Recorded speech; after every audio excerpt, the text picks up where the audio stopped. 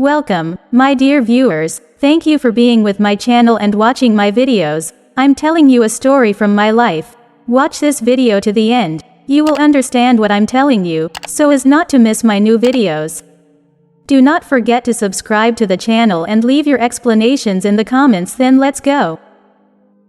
My name is Emily Harrison. At 35, I've carved out a life balancing being a mother to a vibrant 5-year-old son and working in the business my parents built from scratch. My husband, Daniel, had always been the pillar I leaned on, or so I thought. I still remember the evening that shattered everything. We were at dinner, the clinking of cutlery mingling with our son's laughter. That's when Daniel dropped the bombshell. "You work for your parents who didn't even finish high school? That's embarrassing, Emily," he said, his fork pausing midair. I choked on my water. "What? Why does that matter now?" Daniel shrugged, a look of disdain creeping onto his face. "I just thought you came from a more educated family. It's not a good look associating with dropouts." I stared at him, my heart pounding.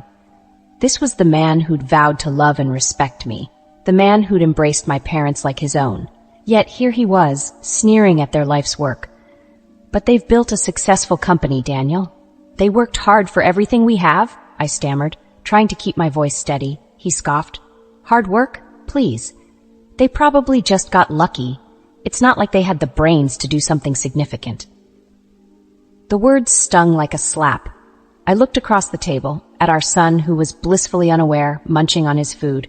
How could I explain to him one day that his father looked down on his grandparents? "Daniel, they're my parents. You've known them for years. Why are you saying this now?" My voice was a whisper, laced with disbelief and pain. He leaned back, his eyes cold. "I guess I just never realized how limited their education was. It's not something to be proud of, Emily, and frankly, it reflects poorly on us." That night, I lay in bed, staring at the ceiling. The man sleeping beside me felt like a stranger. His words echoed in my mind, each syllable a sharp jab at my heart. My parents, who'd sacrificed everything to give me a life they never had, were now a source of shame for my husband.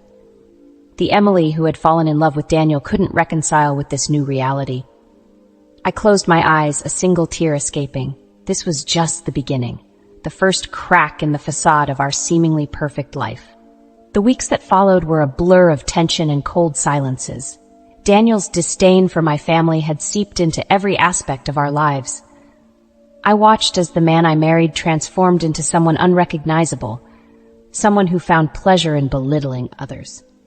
One evening, as I was setting the table for dinner, Daniel walked in, his face stern. "Emily, we need to talk about your job," he began, his tone leaving no room for argument. I took a deep breath, bracing myself. "What about my job, Daniel?" He leaned against the counter, his eyes cold. "I think it's time you considered quitting. Be a full-time housewife. It's not like your job at that rinky-dink company means anything." I clenched my fists, feeling a surge of anger. "My job means a lot to me, Daniel. My parents built that company from nothing. It's important." He laughed, a sound that made my skin crawl. "Important? Please, Emily. It's a small-time operation. You'd be better off focusing on our home." I shook my head, disbelief and anger intertwining. "I won't quit my job, Daniel. It's part of who I am." He stepped closer, his voice rising. "Who you are. You're my wife, Emily. Your place is here, with our son, not wasting time at some dead-end job." I stared at him, the man I no longer recognized. "My parents' business isn't dead-end, and I am not just your wife, I am also a daughter and a professional." His laughter echoed in the kitchen. "Professional? That's a good one. You're playing at a job, Emily. Time to grow up and see what's really important." That night, I lay awake, the words and laughter haunting me. It was clear that Daniel's arrogance and contempt knew no bounds. His disregard for my identity, my family, and my aspirations was not just painful, it was suffocating. As the days turned into weeks, the idea of a life without Daniel started to grow in my mind. A life where I didn't have to defend my parents or my choices. A life where my son wouldn't hear his father mock his grandparents. But I knew that leaving Daniel wouldn't be enough. He needed to understand the pain he caused, to feel the sting of his own venom. I needed to stand up for my parents, for myself. The storm was rising, and I was ready to face it head-on. Daniel's promotion at work brought a new wave of arrogance that was unbearable. He strutted around the house like a peacock, his ego inflated to the point of bursting. One Saturday morning, as I was preparing breakfast, he sauntered into the kitchen with a smirk. "Guess who just got a big promotion? This means we're moving up in the world, Emily." I forced a smile, trying to keep the peace. "That's great, Daniel. Congratulations." He poured himself a coffee, his smirk widening. "With this raise, you really don't need to work anymore. You can finally quit that silly job of yours." I stiffened, my spoon clattering against the pan. "We've been over this, Daniel. I'm not quitting my job." He leaned against the counter, his gaze piercing. "You're still on about that? Emily, be reasonable. You won't have to lift a finger. I can provide everything." The condescension in his voice was like a slap. "It's not about the money, Daniel. I work because I love my job. It's part of who I am." He scoffed, shaking his head. "Love your job? That's just sentimental nonsense. You need to start thinking about what's best for our family." I turned off the stove, my hands trembling. "And what if I think working is what's best for me? For our family?" His eyes narrowed. "You're being selfish, Emily. You're not seeing the big picture.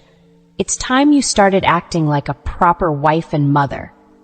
The words hit me like a tidal wave. This wasn't just about my job anymore. This was about control, about Daniel dictating how I should live my life. I looked at him, my voice steady despite the turmoil inside. "And what if I don't want the life you're offering?" His expression darkened. "Is that a threat, Emily?" "No," I said, meeting his gaze. "It's a promise. I won't let you or anyone else dictate my life." The air between us was electric, charged with unspoken threats and shattered illusions. In that moment, I knew there was no going back. The man I married was gone, replaced by a stranger with whom I shared a house but not a life. As he left the room, the silence was deafening. But within me, a plan was forming. A plan to reclaim my life, to show Daniel he couldn't trample over me. The seeds of revenge were sown, watered by every condescending word and every dismissive gesture. It was time for Daniel to learn that underestimating me was his biggest mistake. The following weeks were a tense chess game with Daniel. His arrogance reached new heights, but I was busy laying the groundwork for what was to come. One day, I was called into an unexpected meeting at work. My father looked grave as he introduced me to Mr. Anderson, a project manager from a collaborating firm.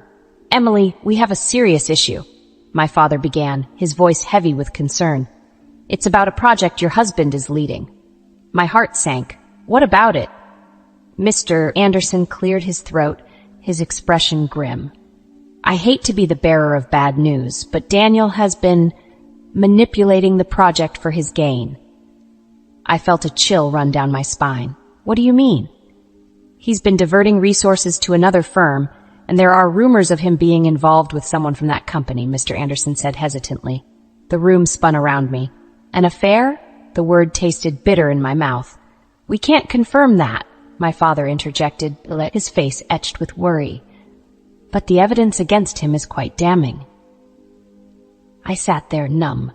The man I had married, the father of my child, was not only jeopardizing my family's business, but possibly having an affair. Rage bubbled inside me, a burning, seething cauldron of betrayal and hurt. "What do you plan to do?" I asked, my voice surprisingly calm. "We need to gather more evidence," Mr. Anderson said, "but we need to be discreet. If Daniel realizes we're onto him, he might cover his tracks." I nodded, a plan forming in my mind. "I'll help. He won't suspect me." Over the next few days, I played the dutiful wife, while secretly gathering evidence with Mr. Anderson and my father. Each document I found, every covert conversation I overheard, was another piece in the puzzle of Daniel's deceit. But it wasn't just about the project anymore. I needed to know the truth about the alleged affair. If Daniel could betray my family's business, what else was he capable of? I hired a private investigator, my resolve steeling with every passing day. If Daniel was leading a double life, I would expose him for the fraud he was. The day the investigator handed me the envelope felt surreal. Inside were photos and messages that confirmed my worst fears. Daniel was indeed having an affair. Tears of anger and hurt blurred my vision as I looked at the pictures. But amidst the pain, there was clarity. Daniel had underestimated me for the last time. It was time for his house of cards to come tumbling down. Armed with the truth, my determination to bring Daniel down became unshakable. I met with Mr. Anderson and my father, our meeting charged with a sense of urgency. "We have enough to go public with his misconduct," Mr. Anderson said, his voice grim. "But we need to be strategic about this." I nodded, my mind racing with possibilities. We can't just expose his professional misconduct. We need to reveal his personal betrayal as well. It has to be a complete takedown. My father looked at me, a mix of pride and concern in his eyes. "Emily, are you sure you want to do this? It's going to get ugly." I clenched my jaw, feeling a surge of resolve. He made it personal when he betrayed our family. I'm ready. Over the next few days, we meticulously planned our course of action. Mr. Anderson gathered the necessary evidence from the project, while I compiled the proof of Daniel's affair. The plan was to confront him at his company, where he could not escape the consequences of his actions. The day of reckoning came swiftly. Daniel left for work, unaware that his world was about to crumble. I arrived at his office with Mr. Anderson and my father, our faces set in determination. We confronted him in the conference room, the evidence laid out like a damning mosaic of his deceit. Daniel's face paled as he realized the extent of our knowledge. "What is this? Some kind of joke?" Daniel blustered, trying to regain his composure. "No joke, Daniel," I said, my voice steady. "We know everything. The sabotage of the project, the affair. All of it." He scoffed, trying to brush it off. "You have no proof." Mr. Anderson stepped forward, laying out the documents and photos. "We have all the proof we need. Your career is over, Daniel." Daniel's eyes darted around the room, desperation creeping into his expression. "You can't do this to me. I've worked too hard to get here." I looked at him, my heart void of any affection I once had. "You should have thought of that before you betrayed us all." The meeting ended with Daniel being escorted out of the building, his career in tatters. As he passed me, his eyes met mine, a mixture of shock, anger, and defeat in his gaze. I didn't flinch. This was the price of his betrayal, a price he had to pay. As I left the building, the weight of the last few weeks began to lift. Daniel was out of my life, professionally and personally. It was time to rebuild, to focus on my son and my work. But above all, it was time to heal. The aftermath of Daniel's exposure was like a storm that swept through our lives, leaving a trail of revelations and consequences. His professional disgrace was just the beginning. A few days after the confrontation, I received a call from Daniel. His voice, once confident and arrogant, was now laced with desperation. "Emily, we need to talk. This is a misunderstanding. I can explain everything," he pleaded. I held the phone tightly, my resolve unwavering. "There's nothing to explain, Daniel. I've seen the evidence. It's over." "You can't do this to me. You're ruining my life." His voice rose in anger. "You did this to yourself," I replied, the bitter taste of betrayal still fresh.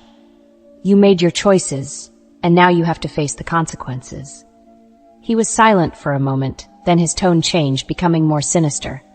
"If you think you can get away with this, you're wrong. I won't let you destroy me." The threat hung in the air, but I wasn't intimidated. "I'm not afraid of you, Daniel. You've lost your power over me." I hung up, feeling a sense of empowerment. Daniel's threats were empty, the last gasps of a man who had lost everything. The news of Daniel's affair and professional misconduct spread, and the reactions were immediate. His social circles shunned him, and his professional network crumbled. The man who had prided himself on his image and status was now a pariah, his reputation in tatters. As for me, I focused on rebuilding my life. The divorce proceedings were straightforward, as Daniel had little ground to stand on. I was awarded full custody of our son and a significant portion of our shared assets. But it wasn't the financial settlement that gave me satisfaction.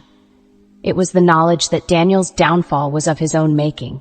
He had underestimated me, thinking he could control and belittle me without consequence. In the end, it was his arrogance that led to his undoing.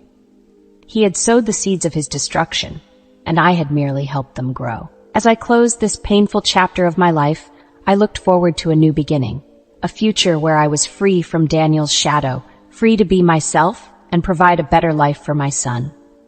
Daniel's fall from grace was a stark reminder of the price of betrayal and arrogance, a price he would continue to pay long after our paths had diverged. The finality of the divorce brought a mixture of relief and reflection. The house, once filled with tension and discord, now resonated with a quiet peace. My son and I adjusted to our new life, one where laughter began to replace the echoes of arguments. One afternoon, while sorting through old photographs, my son looked up at me, his eyes curious. "Mom, why don't we see Daddy anymore?" I paused, choosing my words carefully. "Sometimes people change, honey, and sometimes it's better to be apart than together." He nodded, seemingly satisfied with the answer, and turned his attention back to the photos. In his simple acceptance, I found a strength I hadn't realized I possessed. The business thrived as I invested more of myself into it, my parents' legacy becoming a testament to resilience and hard work. The community rallied around us, their support a stark contrast to the isolation that Daniel now faced. Rumors reached me occasionally about Daniel's struggles. His career had stalled, his social circles had evaporated, and the woman he had an affair with had left him. It seemed that the life he had chosen was crumbling around him. I felt a sense of poetic justice in his downfall, but it didn't bring me joy. Instead, it served as a reminder of the cost of deceit and selfishness. My journey hadn't been easy, but it had taught me invaluable lessons. I learned the importance of standing up for myself, the strength in vulnerability, and the power of letting go. As I looked at my son, growing up so quickly, I knew that the most important lesson I could teach him was respect. Respect for others, for himself, and for the choices people make in life. Daniel had become a distant memory, a chapter closed and left behind. My focus was now on the future, on building a life filled with purpose and joy. In the end, the greatest revenge was not in seeing Daniel's destruction, but in my own reconstruction. In rising from the ashes of our broken marriage, I found a version of myself that was stronger, wiser, and more compassionate. I had emerged from the storm, not unscathed, but undefeated. And in that triumph, I found my peace.